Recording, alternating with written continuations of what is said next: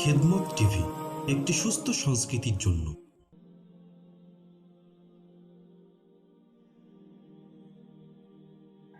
আসসালামু আলাইকুম ওয়া রাহমাতুল্লাহি ওয়া বারাকাতুহু। সম্মানিত দর্শক মণ্ডলী, আজকে আমার সামনে যে ব্যক্তিকে দেখতে পাচ্ছেন, তিনি হচ্ছেন হাফেজ মাওলানা উসামা। আমরা তার নিকট থেকে পর্দার হুকুম সম্পর্কে সঠিক রূপে জানবো ইনশাআল্লাহ। বাংলাদেশে পর্দার বিধান সম্পর্কে বিভিন্ন মতামত রয়েছে।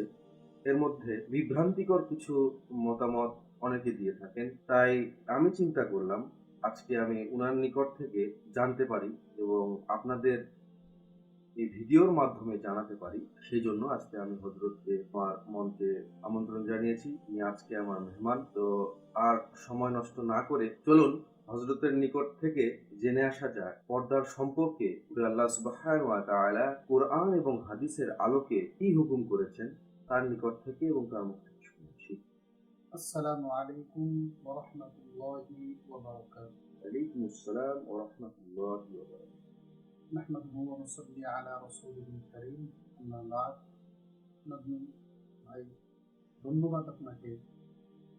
আপনি একটি খুব গুরুত্বপূর্ণ বিষয় আমার কাছ থেকে জানতে চেয়েছেন। তো আমি চেষ্টা করব যে অল্প সময়ের ভিতরে আমরা এই জিনিসটা, যে পর্দার বিধান আল্লাহ সুবহানাহু ওয়া তাআলা কতটুকু দিয়েছেন এবং একজন নারী সে কতটুকু পর্দা করলে এই বিধানটা তার সে পরিপূর্ণভাবে মানতে পারবে। তো যেমন নামাজ, এটা আল্লাহ তাআলার বিশাল একটা বিধান, নারী পুরুষ, এবং নামাজ এর মাধ্যমে একজন বান্দা আল্লাহ তাআলার একদম কাছাকাছি যেতে পারে।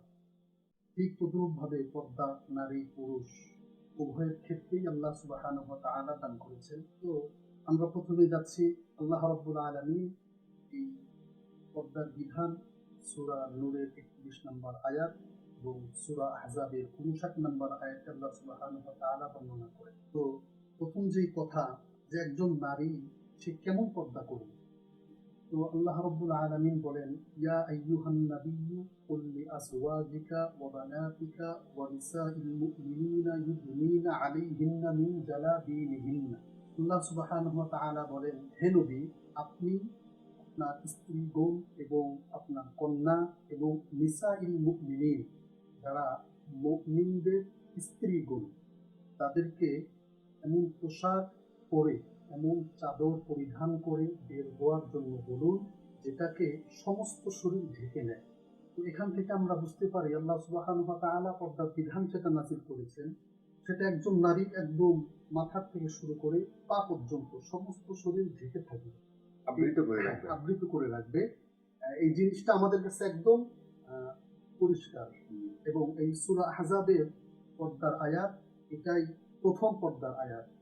যখন হুজুর পাক সাল্লাল্লাহু আলাইহি ওয়াসাল্লাম এবং যায়েনব বিনতে জাহাজ রাদিয়াল্লাহু তাআলা আনহা বিবাহ সংঘটিত হয়, ওই সময় এই আয়াতটা আল্লাহ সুবহানাহু ওয়া তাআলা নাযিল করেন।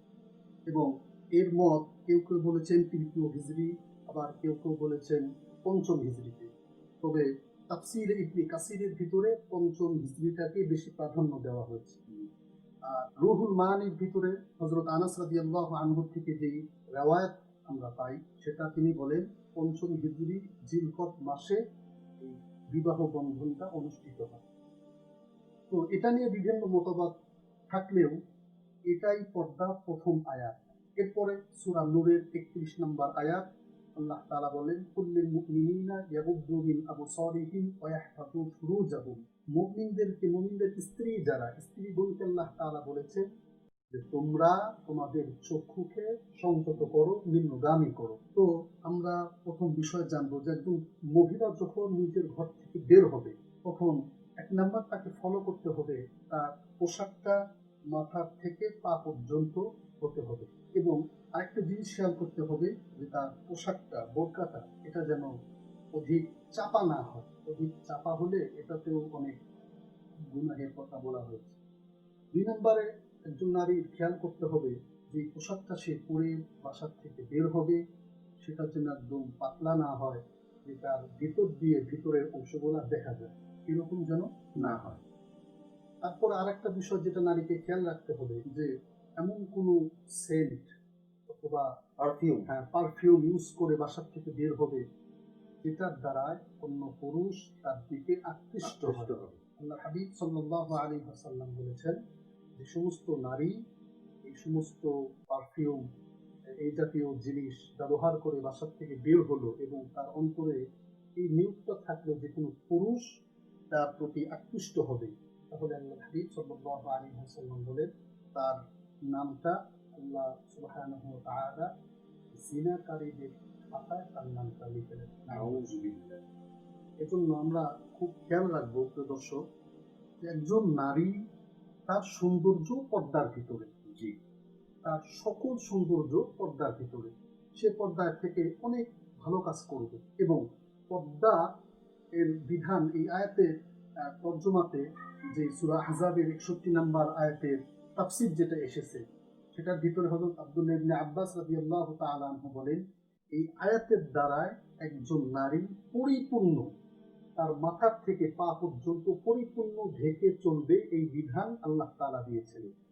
শুধু তাই নয়, উম্মে সালামা রাদিয়াল্লাহু তাআলা আনহা বলেন যে এই আয়াত যখন নাজিল হয় তারপর থেকে কোনো নারী বিশেষ কোনো প্রয়োজনে ঘর থেকে বের হলে এমন ভাবে বের হতো দুটো চক্ষু ব্যতীত নারীর আর কিছুই দেখা দেখা যেত যেত না। না।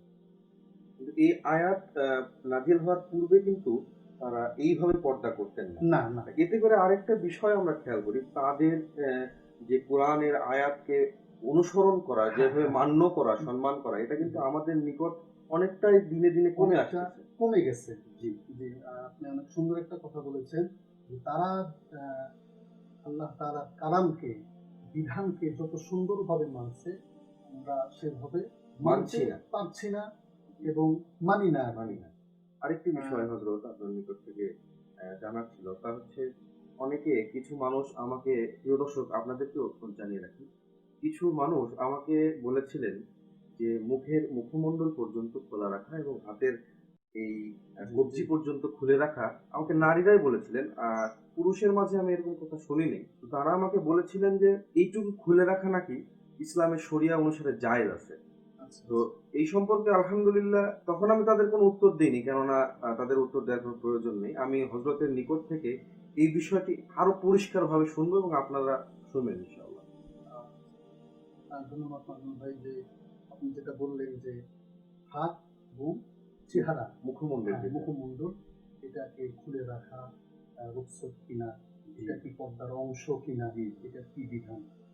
আচ্ছা, মাশাআল্লাহ। তো এই পর্দার বিধানে বিভিন্ন ইমামদের মতভেদ রয়েছে আর কি। যেমন ইমাম শাফি রাহিমাহুল্লাহ আনহুর নিকটে কোনোভাবেই কোনো বেগানা পুরুষ কোনো বেগানা নারীকে দেখতে পারবে না, দেখার কোনো সুযোগই নেই। সুযোগই নেই, কোনোভাবেই না। এটা ইমাম শাফি রাহিমাহুল্লাহ আনহুর নিকট তিনি এটা বলেন। তিনি এর জবাবে একটি হাদিস বলেন, যে হুজুর পাক সাল্লাল্লাহু আলাইহি ওয়াসাল্লামের নিকটে হযরত মাইমুনা রাদিয়াল্লাহু আনহা এবং হযরত উম্মে সালমা রাদিয়াল্লাহু আনহা দুজনই উপস্থিত ছিলেন। তো ওই সময় আব্দুল্লাহ ইবনে উম্মে মাকতুম রাদিয়াল্লাহু আনহু, যিনি অন্ধ সাহাবী ছিলেন, তিনি হুজুর পাক সাল্লাল্লাহু আলাইহি ওয়াসাল্লামের কাছে আসছেন। তো এমন অবস্থায় রাসূল পাক সাল্লাল্লাহু আলাইহি ওয়াসাল্লাম বললেন যে তোমরা ভিতরে যাও। তো তারা বলল যে ইয়া রাসূলুল্লাহ, সে তো অন্ধ, সে তো আমাদেরকে দেখতে পারবে না। তো হুজুর পাক সাল্লাল্লাহু আলাইহি ওয়াসাল্লাম বললেন, সে যদিও অন্ধ, তোমরা তো আর অন্ধ নও, অন্ধ নও, তোমরা তো তাকে দেখবা। দেখবে, হ্যাঁ। তো এই হাদিসটা ইমাম শাফি রাহিমাহুল্লাহ আনহু বর্ণনা করেন, যে তার মাযহাবে কোনোভাবেই একজন বেগানা নারী একজন পরপুরুষের চেহারা দেখতে পারবে না, একজন পরপুরুষ একজন বেগানা নারীর চেহারা দেখতে পারবে না। আমাদের নিকটে আমাদের মাযহাব নু'মান বিন সাবিত, ইমামে আযম আবু হানিফা রাহিমাহুল্লাহ আনহু, তিনি বলেন যে বিশেষ কোনো প্রয়োজনীয় ক্ষেত্রে, হতে পারে একটা প্রয়োজন, বিশেষ প্রয়োজন, বিশেষ প্রয়োজন। হ্যাঁ, বিশেষ প্রয়োজনে একজন বেগানা নারী একজন পুরুষের ওই সমস্ত অঙ্গ দেখতে পারবে, সাধারণত যে সমস্ত অঙ্গ একজন পুরুষ আরেকজনের আরেকজনের সামনে ফেস টু ফেস হলে, যেমন আমি আপনি বসে আছি, আমি আপনার ফেস দেখতেছি, আপনি আমার ফেস দেখতেছেন, হাত দেখতেছেন। হ্যাঁ, বিশেষ প্রয়োজন হলে একজন নারী একজন পুরুষ, অথবা একজন পুরুষ একজন নারীর চেহারা, হাত দেখতে পারবে। এটাকে বুঝতে হবে। এখন ইমাম আবু হানিফা রাহিমাহুল্লাহ আনহু তিনি এই হাদিসটা বলেন, কারণ ইমাম আবু হানিফা রাহিমাহুল্লাহ আনহু সবসময় সহজ, যেটা ভালো, একদম যেটা সবচেয়ে ভালো, আল্লাহর বান্দা নবীর উম্মতরা যাতে সহজভাবে আমল করতে পারে, এই জন্য তিনি বলেছেন যে বিশেষ কোনো প্রয়োজনের ক্ষেত্রে দেখতে পারবে। যেমন এখন হজের সময় যদি আমরা হজ করতে যাই, তাহলে দেখবেন যে ফেসের ছবি ছাড়া কিন্তু পাসপোর্ট হবে না, দেয় না। এখন সেক্ষেত্রে যদি আমি চেহারাটা বের করে একজন নারী ছবি উঠাই, তাহলে কিন্তু সেক্ষেত্রে তার গুনাহ হবে না। বিশেষ প্রয়োজন, এবং সে বাধ্য এটা করতে, এটা বাধ্য, তাকে বাধ্য করানো হচ্ছে, গভর্নমেন্টের করানো পক্ষ হচ্ছে, থেকে। জি, এবং সে যাবে একটা হজে। আল্লাহর বড় নৈকট্যের একটা কাজ। এখন এই বিশেষ ক্ষেত্রে ছাড়া যদি এমনি এমনি যদি আমি হাত এবং চেহারা বের করে বাহিরে যাই, তাহলে এটাকে অবশ্যই পর্দার ব্যাঘাত ঘটবে, পর্দা পরিপূর্ণভাবে তার হবে না। যেমন বিদায় হজের সময় হাজাম গোত্রের একজন মহিলা রাসূল পাক সাল্লাল্লাহু আলাইহি ওয়াসাল্লামের কাছে এসে বললেন, ইয়া রাসূলুল্লাহ, আল্লাহ সুবহানাহু ওয়া তাআলা তো হজ ফরজ করেছেন, তো আমার বাবা, তার উপরেও হজ ফরজ, কিন্তু সে এমন বৃদ্ধ, সে গাড়িতে চড়তে পারে না, হাঁটতে পারে না, তাহলে তার বদলি হজ আমি করতে চাই। মহিলাটা রাসূলকে বললেন। তো রাসূল পাক সাল্লাল্লাহু আলাইহি ওয়াসাল্লাম বললেন, ঠিক আছে, তুমি করতে পারো। তো ওই সময় রাসূল সাল্লাল্লাহু আলাইহি ওয়াসাল্লামের চাচাতো ভাই ফজল রাসূলের পিছনে ছিলেন। সে ওই নারীর দিকে তাকিয়েছিল এবং ওই নারীও ফজলের দিকে তাকিয়েছিল। এটা দেখে রাসূল পাক সাল্লাল্লাহু আলাইহি ওয়াসাল্লাম ফজলের চেহারাটাকে ঘুরিয়ে দিলেন। এটা বুখারী বর্ণনা। ইমাম বুখারী রাহিমাহুল্লাহু আনহু এইটুকু বর্ণনা করেছেন। আর ইমাম তিরমিজি রাহিমাহুল্লাহু আনহু হযরত আলী রাদিয়াল্লাহু আনহুর হাদিসের সূত্র থেকে যেটা বর্ণনা করেন, যে এরপরে এই চেহারা ঘুরিয়ে দেওয়ার পরে ইবনে আব্বাস রাদিয়াল্লাহু আনহু রাসূলকে জিজ্ঞাসা করলেন, ইয়া রাসূলুল্লাহ, আপনি আপনার চাচাতো ভাইয়ের চেহারা কেন ঘুরিয়ে দিলেন? তো আল্লাহর হাবিব সাল্লাল্লাহু আলাইহি ওয়াসাল্লাম বলেন, আমি দেখেছি একজন বেগানা নারী একজন পরপুরুষের চেহারার দিকে তাকিয়েছিল এবং তাদের ভিতরে একটা শয়তানের কুমন্ত্রণা হচ্ছিল, এটা রাসূল বুঝতে পারছেন, বিধায় ফজলের মুখটাকে অন্যদিকে ঘুরিয়ে দিয়েছেন। হ্যাঁ, এখান থেকে ইমাম আবু হানিফা রাহিমাহুল্লাহু আনহু বলেন যে প্রয়োজনের ক্ষেত্রে যদি প্রয়োজন মনে করতেন রাসূল, তাহলে কিচ্ছু বলতেন না। এখানে রাসূল বুঝতে পারছেন যে শয়তানের একটা কুমন্ত্রণা তৈরি হতে পারে, এই জন্য রাসূল সতর্কতা অনুযায়ী রাসূল তার মাথাটাকে এদিকে ঘুরিয়ে দিলেন। আরেকটা বিষয় নাজমুল ভাই, সেটা আমাদের খেয়াল রাখতে হবে। আল্লাহর হাবিব সাল্লাল্লাহু আলাইহি ওয়াসাল্লাম বলেছেন, খায়রুল কুরুন সুম্মাল্লাযীনা ইয়ালুনাহুম সুম্মাল্লাযীনা ইয়ালুনাহুম। প্রিয় দর্শক, আল্লাহর হাবিব সাল্লাল্লাহু আলাইহি ওয়াসাল্লাম বলেছেন যে খায়রুল কুরুন, আমার যুগ সর্বশ্রেষ্ঠ যুগ, আমার যুগ সোনালী যুগ, এবং আস্তে আস্তে যত সামনের দিকে যাবে যুগটা তত খারাপের দিকে যাবে, ভয়াবহতা শুরু হবে। রাসূল এটা বলে দিয়েছেন। তো সেক্ষেত্রে লক্ষ্য করলে দেখা যায় যে রাসূলের যুগে আল্লাহর হাবিব সাল্লাল্লাহু আলাইহি ওয়াসাল্লামের সামনে এমন একটা অবস্থা হয়েছে যে তারা দুইজনের দিকে তাকিয়েছিল, বিধায় শয়তানের একটা কুমন্ত্রণা হতে পারে, এটা আশঙ্কা করে আল্লাহর হাবিব তার চেহারাটাকে ঘুরিয়ে দিয়েছেন। এটা একটা বিষয় নাজমুল ভাই। প্রিয় দর্শক, আরেকটা জিনিস আপনারা মনে রাখবেন, যেটা আয়াতের তাওজিহ তাশরিহ, যেটা আয়াতের ব্যাখ্যা অনুযায়ী উম্মে সালমা রাদিয়াল্লাহু আনহা বলেছেন, পর্দার আয়াত নাজিল হওয়ার পর থেকে যত নারী ঘর থেকে বের হতো, তারা তাদের দুটি চোখ ব্যতীত সমস্ত শরীর আবৃত করে রাখত। এখন রুখসত, হাত এবং চেহারা, এটা ওই সময়, যে সময় কিছু না করলেই না। এখন এইটাকে নিয়ে ভিন্ন খাতে লাগাচ্ছেন, কারণ নিজের মতো করে তারা সাজিয়ে নিচ্ছে। না, এটা করার কোনো ইসলামে কোনো সুযোগ নেই। এটা নাই, কারণ এটা রাসূল বলছেন যে আমার যুগ শ্রেষ্ঠ যুগ। আমার থেকে আরো যত সামনে যাবে যুগটা আরো তত খারাপ হবে। খারাপ হবে। তো ওই যুগেই আবার হযরত আব্দুল্লাহ ইবনে আব্বাস রাদিয়াল্লাহু আনহু বলেন যে এই পর্দার আয়াত নাজিল হওয়ার পরে স্ত্রীরা এইভাবে পর্দা করবে যাতে করে জাহেলি যুগের মহিলাদের থেকে তারা ভিন্ন হতে পারে। ভিন্ন হতে পারে। জাহেলি যুগের মহিলারা তারা ওড়না পরতো এমন ভাবে যে তাদের এই হাত অথবা পিঠে এইগুলা সব দেখা দেখা যেত। যেত, হ্যাঁ, হ্যাঁ। এবং পায়ে তারা নূপুর পরতো। এই পরে যখন হাঁটতো তো ঘরের ভিতর থেকে যারা পুরুষ তারা বুঝতে পারতো যে একটা নারী নারী বেরিয়ে যাচ্ছে। তো পর্দার বিধান আল্লাহ সুবহানাহু ওয়া তাআলা এই জন্যই দিয়েছেন যে একজন নারীর সম্মান মর্যাদা, একজন নারীর পরিপূর্ণ আল্লাহ তাআলার বিশেষ বান্দি তখন হতে পারবে যখন সে পরিপূর্ণ পর্দার ভিতরে থাকবে। তো প্রিয় দর্শক, বিশেষ কারণ হযরত, বিশেষ কারণ আরেকটা আমরা বলতে পারি, সেটা হচ্ছে সে হয়তো হুট করে অসুস্থ হয়ে গেছে, চিকিৎসার কারণ পড়লো, মানে খুবই জরুরি হয়ে গেল তার হ্যাঁ। চিকিৎসার ক্ষেত্রে সে হয়তো মানে হ্যাঁ, এখানে হ্যাঁ আপনি সুন্দর কথা বলছেন। এখানে আমাদের একটা জিনিস ফলো করতে হবে আগে, যে তিনি অসুস্থ হয়ে গেছে, আমরা তাকে নিয়ে গেলাম ডাক্তারখানায়। প্রথমে যে আমাদের খেয়াল রাখতে হবে যে আমাদের স্বার্থ অনুযায়ী মহিলা ডাক্তারদের পাচ্ছি কিনা পাচ্ছে কিনা এটা আগে আমাদের দেখতে ফলো করতে হবে। হবে, দেখতে হবে। এরপরে যদি আমরা না পাই তাহলে সেই ক্ষেত্রে চিকিৎসার জন্য কারো জীবন বাঁচানো খরচ, এটা আপনাকে মানতে হবে। তারপরে যদি আমরা মহিলা ডক্টর না পাই তাহলে সেক্ষেত্রে পুরুষের হেল্প আমরা নিতে পারব। তারপরেও একজন নারী যতটুকু সম্ভব ততটুকু সে শরীরকে আবৃত করে রাখবে। পর্দার বিধান অনেক জটিল একটা বিধান এবং আল্লাহ সুবহানাহু ওয়া তাআলা এই পর্দার বিধানকে নারীদের জন্য সবচেয়ে দামি একটা বিধান বলেছে, যে পর্দাই নারীদের সৌন্দর্য। এখন অধিকাংশ আমাদের যে সমাজ চলতেছে এটা আসলেই একটা ফিতনার জামানা, আপনার জন্য। অবশ্যই ফিতনা। এই ফিতনার সময় কোনোভাবেই এই চেহারা এবং হাত বের করাকে রুখসত মনে করা যাবে না। এই ব্যাপারে সকল উলামায়ে কেরাম একমত।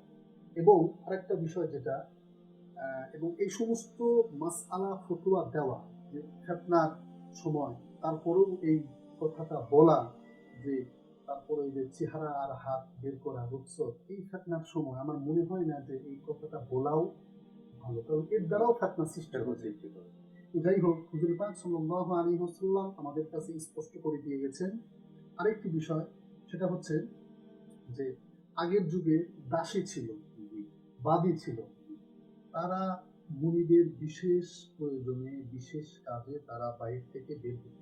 তো তাদের রুখসতের জন্য রুখসতটা আসলে তাদের ক্ষেত্রে বেশি, কারণ তারা বাদী, তারা বন্দী, তারা মুনিদের কাজে বাহিরে যায়, সেক্ষেত্রে তাদের চেহারা তারা লোকজনের সাথে কথাবার্তা বলার প্রয়োজন হয়, লেনদেন করতে হয়, সেক্ষেত্রে ওই যুগে সেটা ছিল। কিন্তু পরবর্তীতে ওমর ফারুক রাদিয়াল্লাহু আনহু আমলে কিন্তু সেই মানে সেটা আয়াত রহিত করা হয়েছে, সেটা শেষ হয়ে গেছে আর কি। তারপর থেকে এই পর্যন্ত বাদী দাসীর কোনো পরিকল্পনা অথবা সেরকম কোনো আমাদের নেই।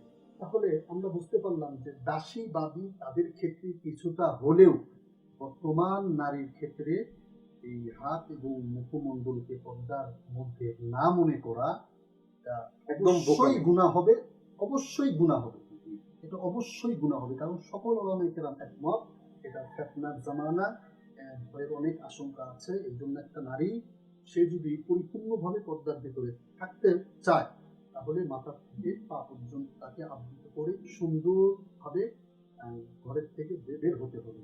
আল্লাহ হাবিব সাল্লাল্লাহু আলাইহি ওয়াসাল্লাম বলেন একজন নারীর সৌন্দর্য কেবলমাত্র তার স্বামীর জন্য। সে বাহিরে বের হবে, সাজবে, লোকজন তাকে দেখবে, এটা কিন্তু রাসূল জানি জিনার খাতায় তার নামটা চলে যাবে, রাসূল বলছে। আর স্ত্রী যখন তার স্বামীর সামনে নিজের সৌন্দর্য প্রকাশ করবে, সুন্দর করে সাজবে, এগুলো তার নেকি হবে, জি অবশ্যই তার নেকি হবে। এজন্য দর্শক, পর্দার বিধান এটা আল্লাহ তাআলার অনেক একটা দামি একটা বিধান। তো যেগুলো চলে গেছে ইতিপূর্বে, হাবিব সাল্লাল্লাহু আলাইহি ওয়াসাল্লাম বলছেন যে আমার যুগ সোনালী যুগ, রাসূল সেই যুগেও কিছু আশঙ্কা করছেন ফিতনা হওয়ার, তাহলে এই যুগে তো কোনো প্রশ্নই ওঠে না। কি বলেন আপনি ভাই? জি জি অবশ্যই। এই যুগে কোনো প্রশ্নই ওঠে না। আস্তে আস্তে যুগ যাচ্ছে, আরো খারাপের দিকে যাচ্ছে। এই জন্য প্রিয় দর্শক, আমরা একজন নারী জাহান্নামী হওয়ার পিছনে তিনজন পুরুষ কিয়ামতের ময়দানে জাহান্নামী। প্রথমত তার বাবাকে দিতে হবে, দ্বিতীয়ত তার যদি ভাই থাকে তার ভাইকে দিতে হবে। সে যদি নারীকে পর্দার ভিতরে না নিয়ে আসে, পর্দা না করায়, নামাজি না বানায়, আর তিন নম্বরে যেটা, তার স্বামীকে সে যদি পরিপূর্ণ, কারণ এখানে আমার আয়াত একদম স্পষ্ট দলিল স্পষ্ট, জি। এবং আয়াতের তাফসীর উম্মে সালমা রাদিয়াল্লাহু আনহা, আব্দুল্লাহ ইবনে আব্বাস রাদিয়াল্লাহু আনহা যে সমস্ত তাফসীর করেছেন, তাফসীরে যারা এর ভিতরে আসছে, যে তারা বলেন যে নারীরা বাসার থেকে বের হলে একদম মাথার থেকে পা পর্যন্ত সমস্ত শরীর আবৃত করে রাখে। এটা আল্লাহ তাআলার আয়াতের ব্যাখ্যা। এজন্য আমরা, আমাদের এটা উচিত যে আল্লাহ তাআলার বিধান মেনে আমাদের মা, আমাদের বোন, আমাদের স্ত্রীদেরকে একদম টোটালি পরিপূর্ণ ইসলামের ভিতরে থেকে পর্দার ভিতরে তাদেরকে জীবনযাপন করা। এটা আমার প্রিয় দর্শক মন্ডলী, হযরতের নিকট থেকে আরেকটি বিষয় জানবো, তা হচ্ছে পুরুষ যখন মৃত্যুবরণ করবে, একজন পুরুষের প্রথমেই যে হিসেবটি হবে সেটা হচ্ছে নামাজের হিসেব। সেক্ষেত্রে একজন নারীর, আমার জানা মতে একজন নারী যখন ইন্তেকাল করবেন তার পর্দার হিসেবটাই প্রথমে শুরু হবে, তারপরেই নাকি নামাজের হিসেবটা শুরু হবে। তো এই সম্পর্কে যদি ওসামা কিছু বলতেন আর কি। এই সম্পর্কে আল্লাহর হাবিব সাল্লাল্লাহু আলাইহি ওয়াসাল্লাম বলেন, আউয়ালু মা ইউহাসাবু বিহিল আবদু ইয়াউমাল কিয়ামাতিস সালাত। কিয়ামতের ময়দানে বান্দার সর্বপ্রথম তার নামাজের হিসাব। এখানে একটি বিষয় খেয়াল রাখবেন নাজমুল ভাই, নামাজের হিসাব চাই নারী হোক চাই পুরুষ হোক, দুইজনকেই আগে দিতে হবে। বাকি পর্দার বিধান লঙ্ঘন করার কারণে তাকে শাস্তি আগে ভোগ করতে হবে। নামাজের যে বিষয়, নারী পুরুষ, কারণ একজন নারী যদি নামাজ না পড়ে সারা জীবন খুব পর্দা করলো, তাহলে সেই পর্দার কোনো দাম থাকলো না, এবং ওই পর্দা দিয়ে সে আল্লাহ তাআলার নৈকট্য অর্জন করতে পারবে। আর সে যদি নামাজ হয়, কারণ আল্লাহ তাআলা বলছেন ইন্নাস সালাতা তানহা আনিল ফাহশাই ওয়াল মুনকার, নামাজ বান্দাদেরকে সমস্ত ফাহেশা এবং খারাপ কাজ থেকে বিরত রাখে। এই জন্য যদি আমাদের নামাজ ঠিক হয়, তাহলে দেখবেন অটোমেটিক একটি নামাজের পাবন্দি করার কারণে আরো আনুষঙ্গিক যেগুলো আমল, আল্লাহ সুবহানাহু ওয়া তাআলা ওই সমস্ত আমলের উপরে আমাদেরকে করায় নেবে, সহজ হয়ে যাবে। সহজ হয়ে যাবে। এই জন্য নামাজ এটা আল্লাহ পাকের বড় বিধান। এই জন্য হিসাব নামাজের আগে হবে। এরপরে মহিলাদের বিশেষ যেটা পর্দা, নামাজের পরে তাদের পর্দা অনেক বড় একটা বিধান। এই জন্য পর্দা লঙ্ঘন করার কারণে কিয়ামতের ময়দানে তাদের শাস্তিটা অনেক আগে হবে, এবং অনেক ভয়ানক শাস্তির কথা আল্লাহর হাবিব সাল্লাল্লাহু আলাইহি ওয়াসাল্লাম জানিয়েছেন। অনেক ভয়ানক শাস্তি, অনেক ভয়ানক। রাসূল ধমকের সাথে বলেছেন যে যে সমস্ত নারীরা মাথার চুল বের করে রাস্তা দিয়ে চলাফেরা করে, কিয়ামতের ময়দানে তাদের মাথার চুল থাকবে। এবং আরো অনেক শাস্তির কথা আল্লাহর হাবিব সাল্লাল্লাহু আলাইহি ওয়াসাল্লাম বলেছেন। এই জন্য নামাজটা সবার ক্ষেত্রেই এক নম্বরে রাখতে হবে।